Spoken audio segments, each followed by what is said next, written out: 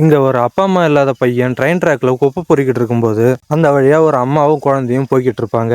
அந்த அம்மாவுக்கு தலை சுத்தி ட்ரெயின் ட்ராக்ல நிக்க வந்த ட்ரெயின் அந்த அம்மாவை அடிச்சு தூக்கி எறிஞ்சிரும். அந்த அம்மா சாக போற நிலைமையில அந்த குழந்தைய இந்த பையன்கிட்ட கொடுத்துட்டு செத்துருவாங்க.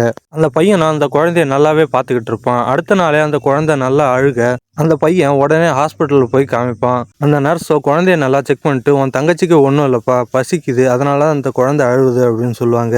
அவனும் கையில் காசு இல்லை, என்ன பண்ணுறதுன்னு யோசிச்சுட்டு இருக்கும்போது அந்த வழியாக 2 பேர் நடந்து போயிட்டு இருப்பாங்க. அவங்க ரத்தம் கொடுத்தா எவ்வளோ வேணா பணம் கொடுக்கறதா பேசிட்டு போவ. இவனும் அவங்க 2 பேர்த்தையும் ஃபாலோ பண்ணிட்டே போய், நான் எவ்வளோ வேணா ரத்தம் தரேன், எனக்கு பணம் கொடுங்க அப்படின்னு கேட்பான்.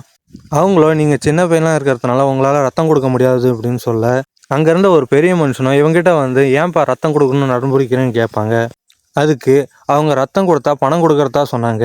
அந்த பணத்தை வாங்கி தான் என் தங்கச்சிக்கு நான் சாப்பாடு வாங்கணும்னு சொல்ல, அதுக்கு அந்த பெரிய மனுஷனும் இது உன் தங்கச்சியா அப்படின்னு கேட்டதுக்கு, இல்லை ட்ரெயின் ட்ராக்ல ஒரு அம்மா அடிபட்டு இறந்துட்டாங்க, அவங்க குழந்தை தான் இது, அவங்க இறக்கும் போதே என் கையில் கொடுத்துட்டு இறந்துட்டாங்க, ஸோ அப்பையிலேருந்து என் தங்கச்சி மாதிரி தான் நான் வளர்த்துக்கிட்டு இருக்கேன் அப்படின்னு சொல்ல, அதுக்கு அந்த பெரிய மனுஷனும் அந்த குழந்தைக்கு பால் வாங்கி கொடுத்து பசியை போக்கி அவங்க 2 பேர்த்தையும் அவர் நடத்துகிற ஆசிரமத்திற்கு கூப்பிட்டு போயிடுவாரு. அங்கே போனோடனே அந்த பெரியவர் அவங்ககிட்ட இங்கே இருக்கிறவங்க எல்லாம் அவன் அண்ணன் தங்கச்சி தான் சொல்ல, அவனும் அவன் தங்கச்சியும் 2 பேரும் சந்தோஷமா அங்கே தான் வளருவாங்க.